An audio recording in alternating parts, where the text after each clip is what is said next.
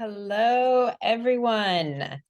I'm Sarah Fisher with Chicago Integrative Movement Specialists, and I am bringing you your webinar, your Move Well Wednesday webinar this evening.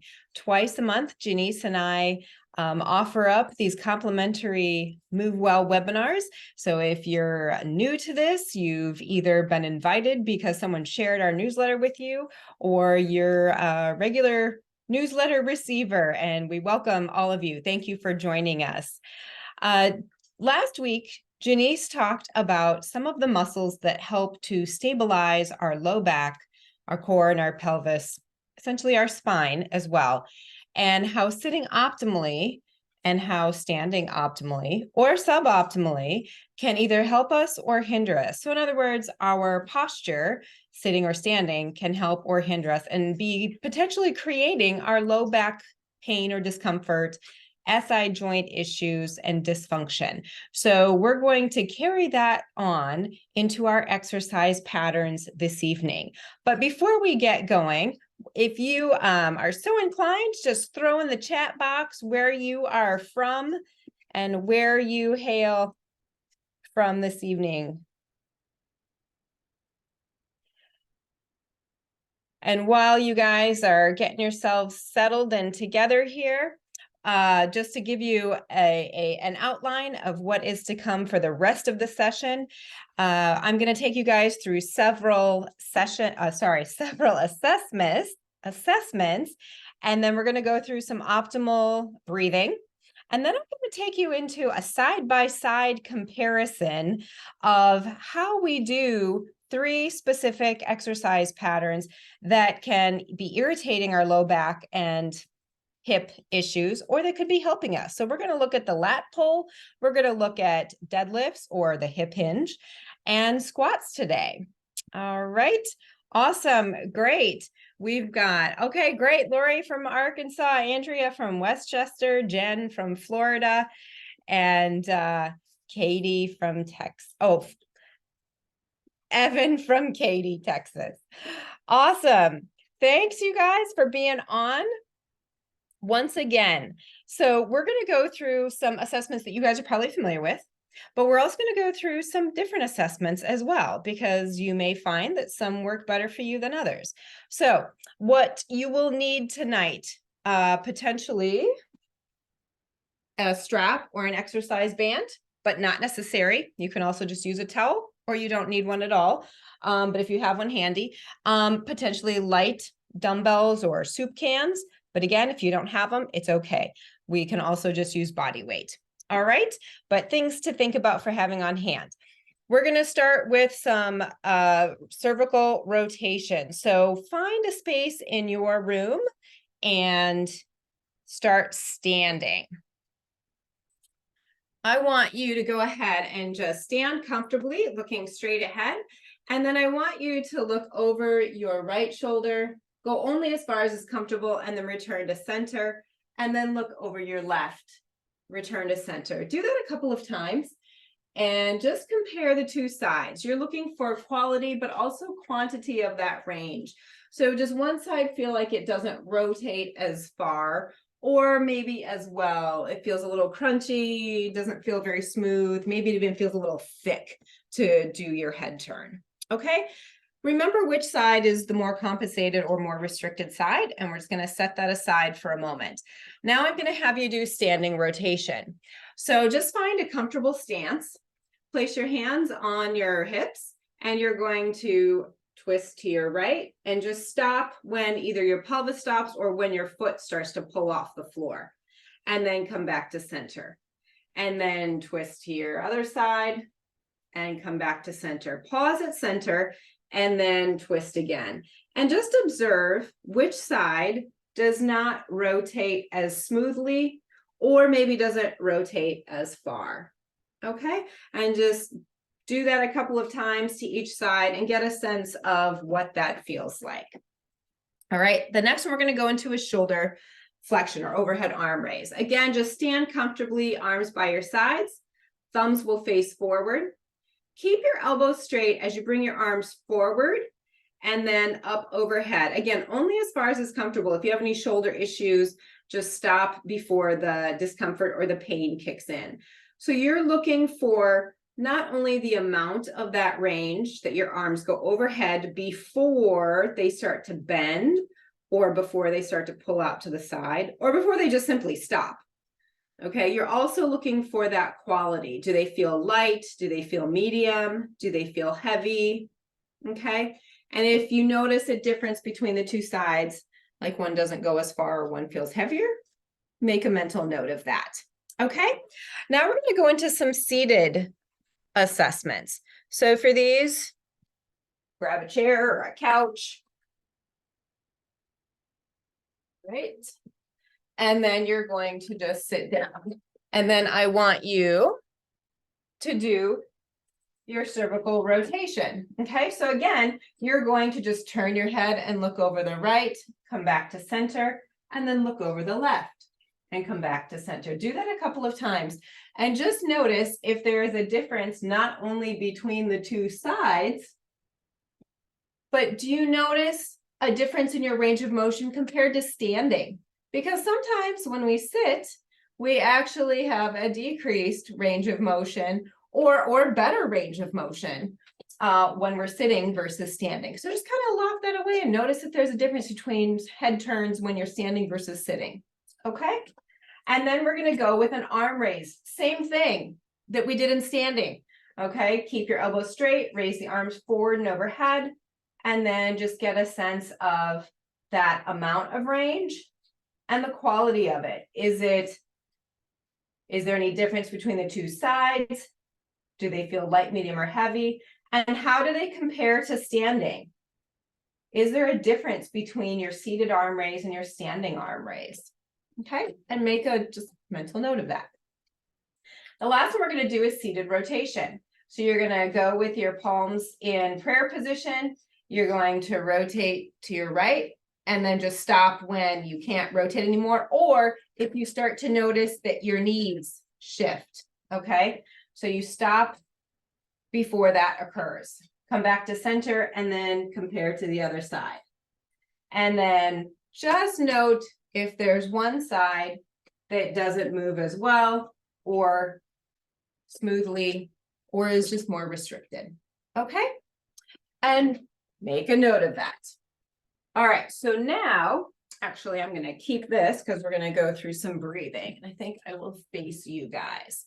So for the breathing, you guys might want a strap, but you don't have to have one. Okay, so I'm going to demonstrate a few different ways so that for those of you, so that you can see different options. Okay, so for that breathing, do you remember how Janice taught us to sit optimally last webinar? You want to make sure that you are, I demonstrated that poorly, stand up. You're going to get your string. So picture the back of your head reaching long towards the ceiling. Okay. Go ahead and just take a breath and then march it out and sit down on your surface. Grab a hold of one cheek and pull it out and back on the diagonal so that you can get up on top of those sits bones. Grab the other cheek, pull that one out and back on the diagonal so that you're sitting up on top of those sits bones. Remember, we want to sit on the broadest part of our pelvis, okay? Because it makes the least amount of work for our spine and for our hips. All right, so if you want a strap, for this one, you would wrap it around the front of your pelvic bones, okay? If you don't want a strap, just set it aside and use your hands and place them just inside the bones at the front of your hips, okay? From here, I want you to see if you can keep the breathing in and out through your nose. We're going to take 3 gentle breaths, allowing the breath to drop down and out into your hands.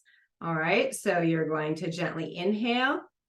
Imagine that breath dropping down and out into your hands. And as you exhale, see the breath gently coming out through the tip of your nose for 5 counts. And then inhale gently through the nose, see it dropping down and out into your hands. And then exhale through the tip of your nose for 5, 4, 3, 2, 1. Inhale, allowing the breath to drop down and out. And then exhale for 5, 4, 3, 2, 1. Good. Now, because we also want to get our breath out into the sides of our rib cage, because this is where our diaphragm lives, if you guys recall from a few webinars ago, we want to make sure that we're utilizing our diaphragm, which runs 360 degrees around our rib cage. So you can either place your hands right at your mid rib cage, just about bra strap line for ladies, and below chest wall for men, or you can grab your strap and wrap it around and hold it there. Okay, so from here, I want you to again keep your breathing in and out through the nose. As you inhale, allow that breath to drop down and out into your hands. And then exhale for 5, 4, 3, 2, 1. You're going to inhale again, out into the hands, and then exhale for 5, 4, 3, 2, 1. Again, inhale, allowing the breath to drop down and out into your hands. And then exhale for 5, 4, 3, 2, 1. Good. Now, we also want to make sure that we're breathing front to back. So if you can wrap your hands like Janice often demonstrates, front to back, okay? Or you can just leave that strap there. And as you're holding the strap, as you're taking your breath, you're imagining that your breath is is allowed to expand out into your strap, essentially between the front and the back of your strap, right? So you're getting this front to back breath.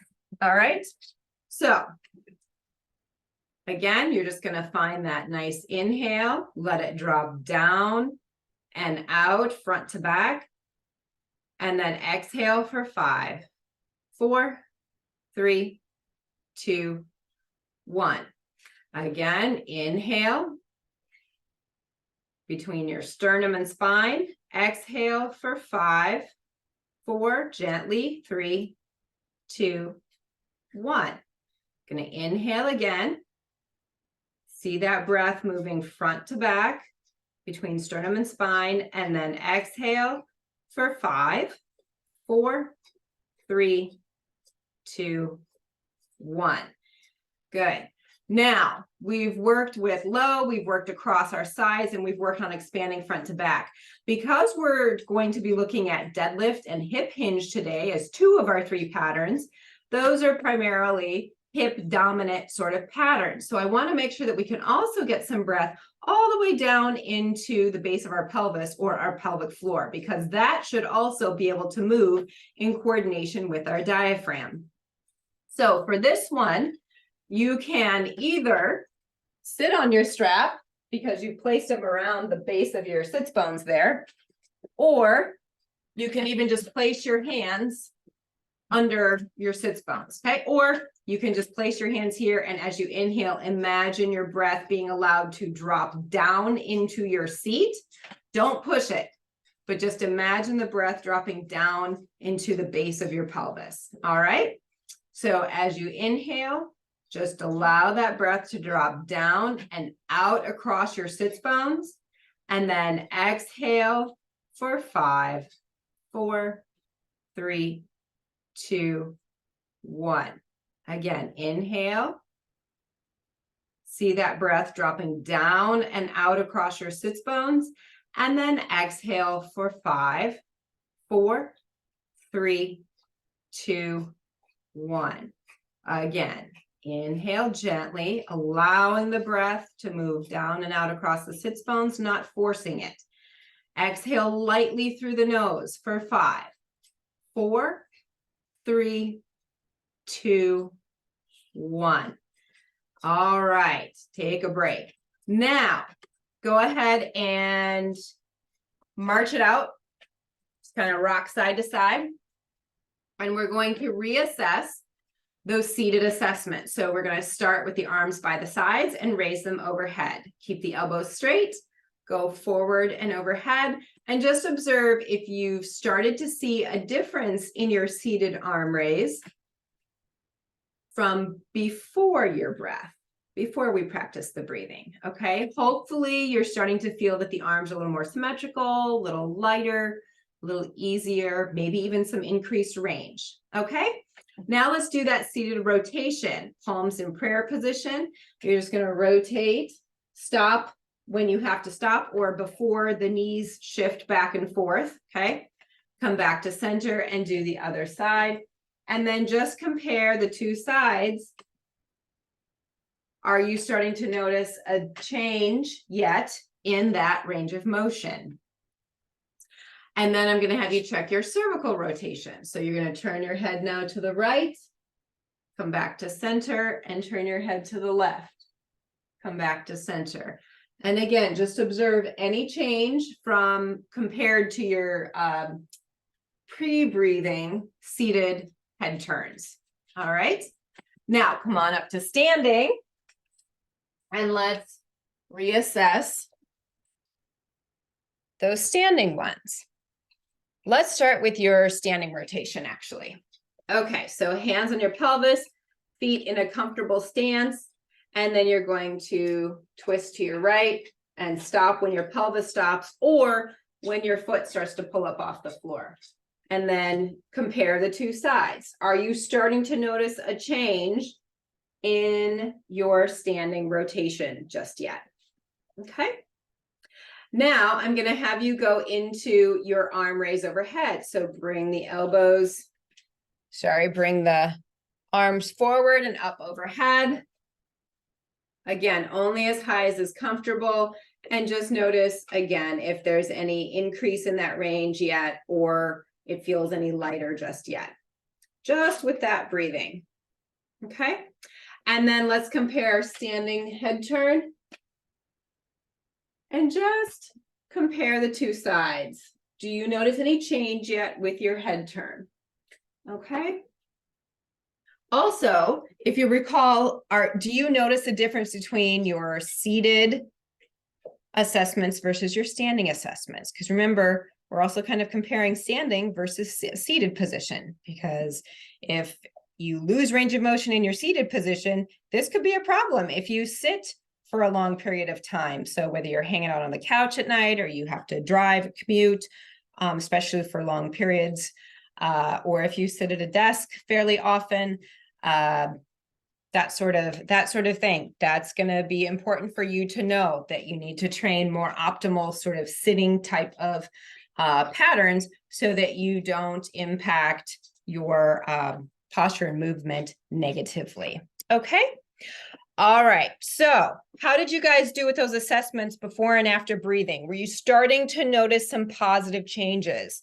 Just throw me a thumbs up or a neutral sign, or maybe it was even a decrease. Hopefully there wasn't a decrease, but throw something in the chat there to let me know how you did with your assessments pre and post breathing and if there were any changes.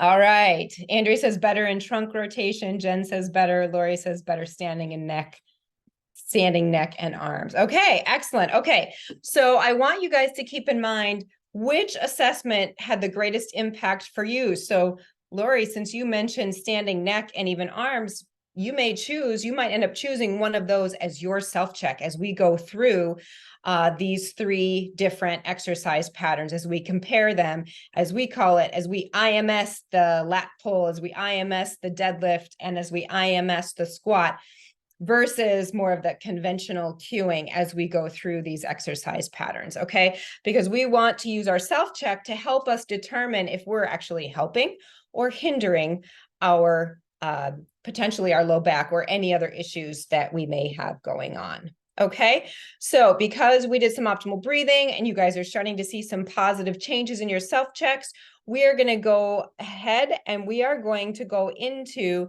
our hip hinge which is also, as an exercise, could be looked at as the deadlift pattern for those of you who are familiar with the deadlift pattern. All right, so this is how we are going to IMS our deadlift or our hip hinge. So I want you guys to either just use body weight, or if you have light dumbbells or soup cans or something along those lines, you can certainly use them. All right, so this is the setup. So watch first. I'm not going to grab my load if I'm going to use a load until I'm actually already queued up, because once I load up, I'm already locked into my strategy and I want to make sure I have a good one. So I'm going to start. And for this one, I'm going to imagine my cue is going to be, remember we were looking at breathing into our rib cage? Okay, I want you to imagine that the back of your t-shirt is being pulled wide, okay? If that image doesn't work, you can work with the idea that your bra strap is being pulled wide, or you can work with the idea that your back of your ribs are floating wide, okay? Work with something along those lines, width across your back, okay? So I'm gonna find my breathing, my optimal three-dimensional breathing. I'm gonna picture my t-shirt being pulled wide, and then I'm gonna grab onto my weights. And then as I go into my hinge, I want to start my exhale, see my cue, and then start to pitch my hips. And then I'm going to pause. I'm going to start my inhale, and I'm going to start to float up. Okay, I'm going to exhale, see my cue, and then I'm going to move. I always want to make sure that I'm initiating with my breathing and my cue before I go into it. All right, so if you are not using a load, you can place your hand on your sternum and one hand on your abdomen. As you go into your hinge, you're going to basically monitor that you don't pull into extension, since that is one of the very most common compensations that tends to happen during a hinge or a deadlift pattern, or we've been cued to pull into and lift our chest during a hip hinge pattern or deadlift, okay? So you can monitor sternum and abdomen to make sure that the hands don't separate as you go through that hip hinge, right? So separation would look like something like that, okay? So find your cue. So start your breathing. You're going to picture that width across the back of your ribs. Either grab your weights or place your hands on your trunk. You're going to start your exhale, see your cue, and then start to pitch your hips. And you're going to stop, doesn't have to be very far, before you start to compensate. So don't start to lift your chest. If you start to lift your chest, that's the end of your range. Start your inhale and rise back up. Exhale, see the width across your ribs, and pitch forward. Pause. Start your inhale. Start to float back up. Exhale, see the width across your t-shirt and pitch. Start your three-dimensional breath, inhaling to float up. Exhale, see your width and pitch. Three-dimensional inhale and start to float up. Let's go one more time. Start your exhale, see your cue, then start to move. Pause the motion, start your breath, then start to float up. Keep your cues as you unload or as you then take a break. Okay, now I want you to use your self-check. So one of your standing or even one of your seated self-checks that made the greatest impression on you, where you saw the greatest positive change. And I want you to check in and make sure that you maintained or improved that range of motion. Okay, if you saw a decrease, we need to do a reset, which basically means you're just going to do three-dimensional breaths to get yourself back on track. Okay, so throw it in the chat. Awesome. Taranum says amazing. Excellent. All right. Anyone else has any feedback? Throw it in the chat there. So that's how we like to IMS that hip hinge or that deadlift pattern, okay? That's one cue that can be used. Obviously, there are many. Now, we want to go ahead and see what it feels like to do a hip hinge or a deadlift pattern with the traditional cueing.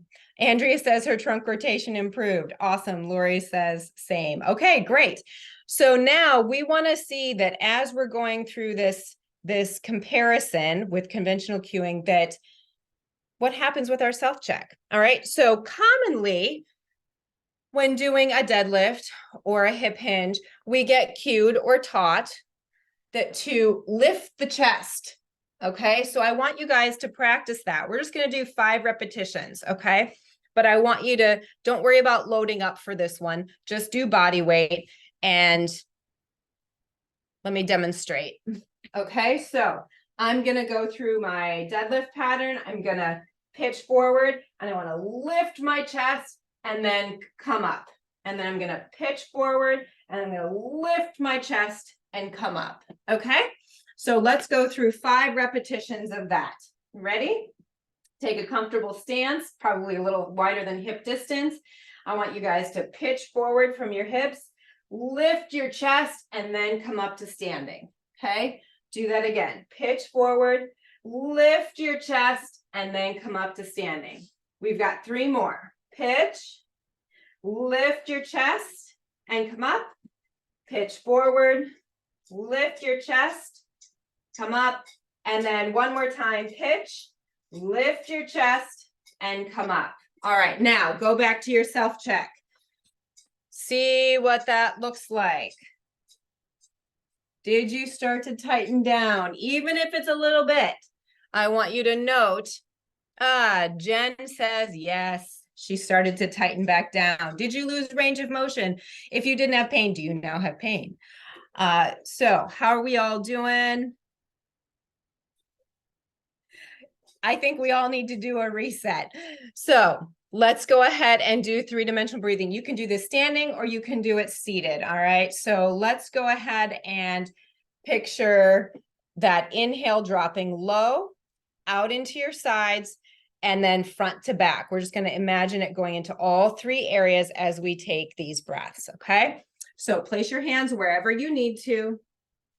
Gentle inhale. See that breath dropping low out into your sides and front to back. And then exhale for 5, 4, 3, 2, 1. Again, gentle inhale. See that breath dropping low across your sides and into your back. Exhale for 5, 4, 3, 2, 1. Again, inhale, low, sides, and back. Exhale for 5, 4, 3, 2, 1. Okay, march it out. Check your self-check once again. And see if you're starting to improve. Yeah, it looks like everyone who made a comment lost some range of motion, saw a decrease previously. Hopefully now we're starting to see an improvement in your self-checks once again. Good. Okay, Andrea says better. Excellent. Okay, awesome. So if you find, there's a Taranum's got a smiley face. If you find you still need, like if you need to do another round of a reset because you're not quite back on point, go ahead and do 3 more 3-dimensional breaths to get yourself back on track. That's totally valid. All right, let's move on to the squat. All right, so we're going to IMS our squat. We want to do this and as well as we can. A common compensation tends to be squeezing the glutes. Okay, so I want everyone to just stand up. You're probably already standing. And I want you to place your hands on your hips. So if you slide your hands down the side of your hips, you kind of feel the bones that stick out the most in your hips. Okay, and I want you to slide your hands just slightly behind. Okay, so that your hands are on the glutes. Now, while you're there, do you notice if you rub your hands kind of up and down, do you notice like a hollowing or a divot that sinks in through either side? And it might be different side to side. Or does it feel like the muscle tissue is kind of rounded and full into your palm? Okay. So what I want you to do is I want you to relax your glutes, let your sits bones go wide. Okay. And as you do that, do you feel this space, that divot, fill out into your hands? Okay. Now squeeze your glutes. So tuck your butt and squeeze your glutes. Do you feel that hollow out again? Okay. Now let your sits bones, let your glutes relax and let your sits bones go wide. And then squeeze your glutes again. And just get a sense of what that feels like to be not clenched versus clenched. Okay. We are going for not clenched. So we're going to cue that our sits bones go wide, or that we have space or width across those sits bones. Okay, so here's what I want your squat to look like, ideally. All right, so we're going to go ahead and keep our hands on those glutes. You're going to take a stance that's about hip distance, maybe a little bit wider. I want you to gently direct your breath into your glutes. Okay, so you're lightly inhaling towards your sits bones. As you exhale, picture space across your sits bones, and then start to pitch your hips and let your knees fold. And then you're going to inhale into your hands and rise up. Okay. So that's how I'd like you to IMS your squat, so that we actually move from the hips without clenching, and we protect our low back and our knees. All right. So find that gentle breathing. Let the inhale drop down and out into your sits bones. As you exhale, keep that space in your sits bones as you start to pitch your hips, and then let your knees fold. Doesn't have to be very far. Start your inhale, allowing the breath into the glutes as you rise up. Watch that as you rise up, you keep that space in your sits bones. Don't clench. Okay. Start your exhale, see the sits bones wide, and go into your pitch. Start your inhale and rise up, keeping the sits bones wide. Exhale, see your sits bones stay spaced, pitch and bend and fold at the knees. Start your inhale to rise up.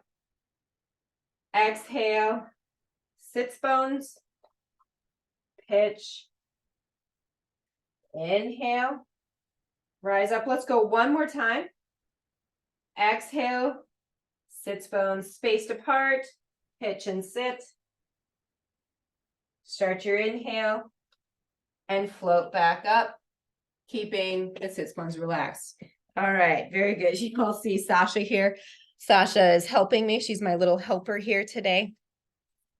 I apologize if you can hear the strong licking sounds from her almond butter Kong.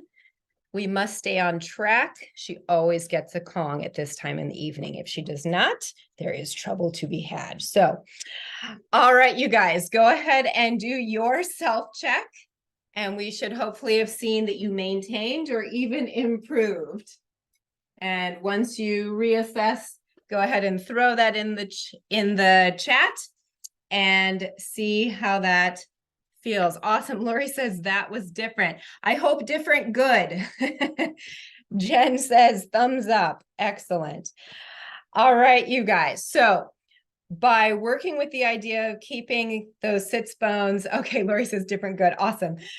By keeping the sits bones wide, again, we actually teach ourselves how to move from our hips, protecting our spine. And guess what? What does that squat look like? It looks like your sitting pattern. So when you're sitting for work or driving, etc., you're training, the squat is training you to sit more optimally as well.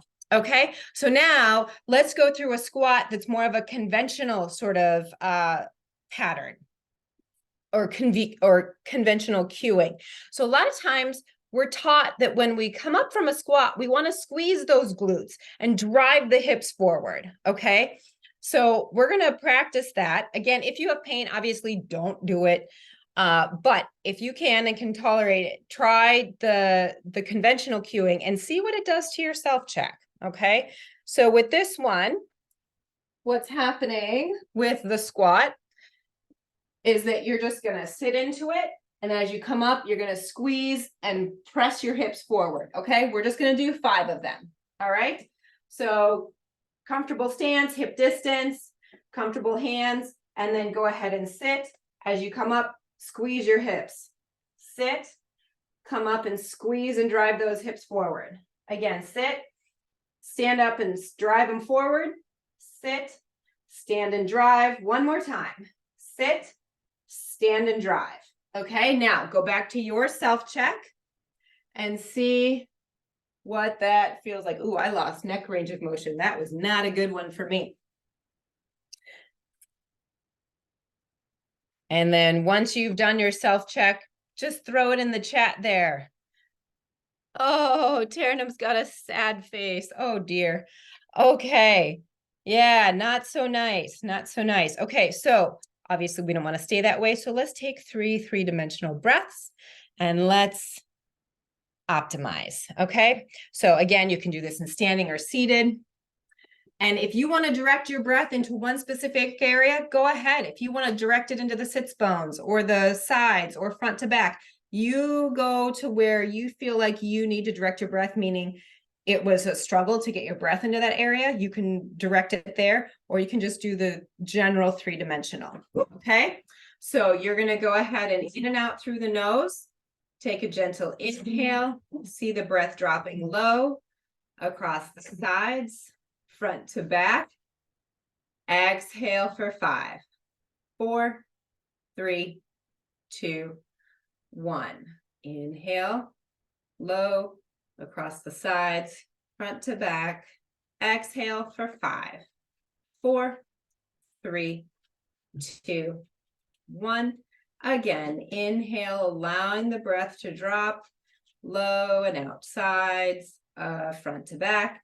And then exhale for 5, 4, 3, 2, 1. Now reassess and see if that starts to improve your range of motion again. And if you would, just throw it in the chat.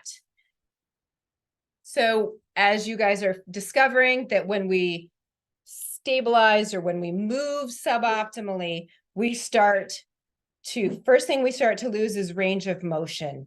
And then if we still don't pay attention to it, then we start to feel tightness. And if we still don't pay attention to it or do something to change it, then it might turn into pain and actual, even more serious, significant issues.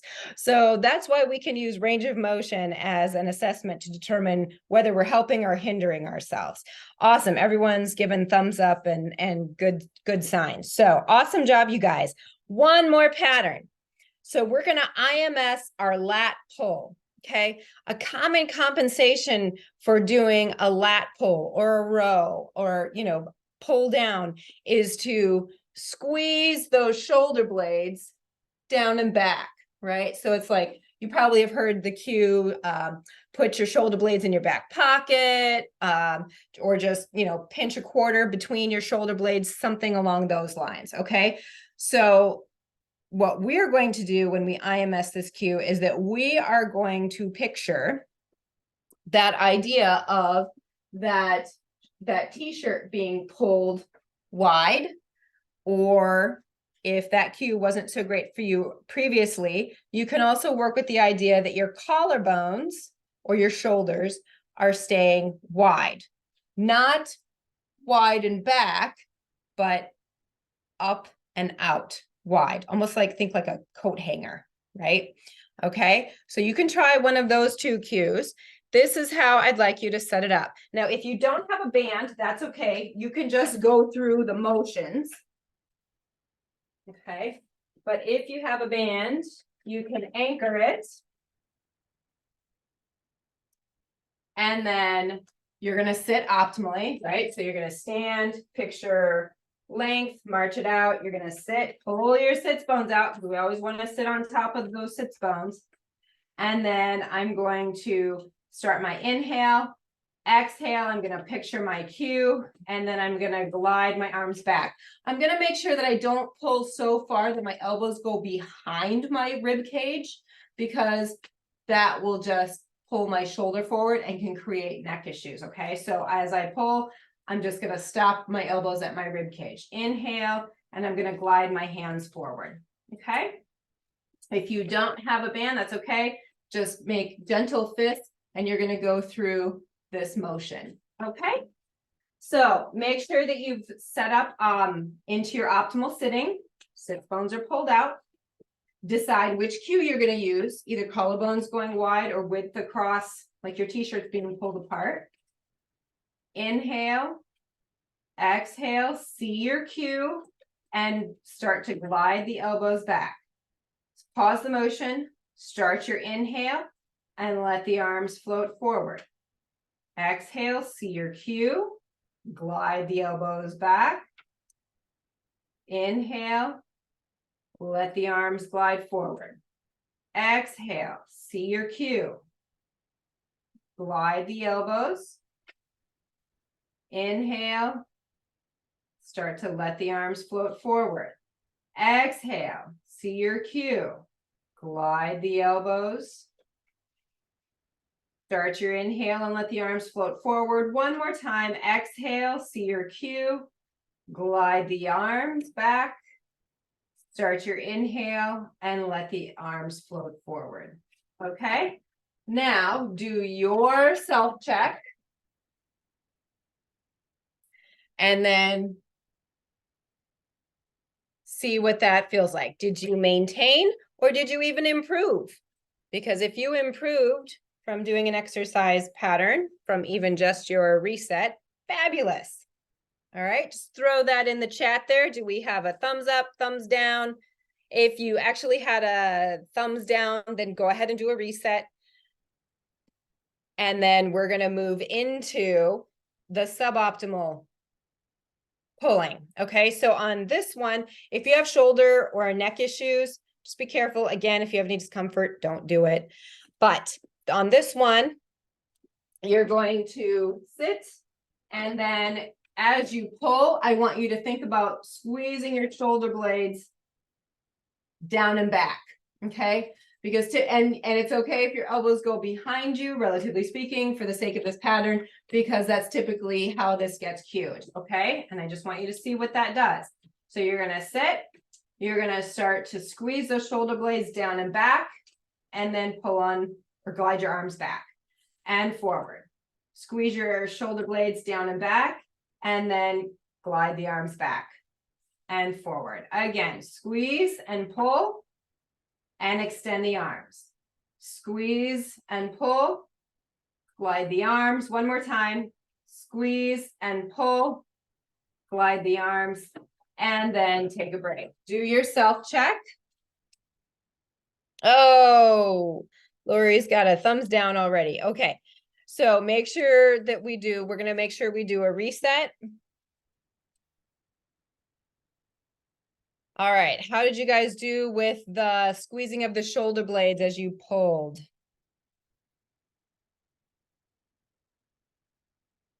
I know I have to be careful or I could elicit a headache, which is no good.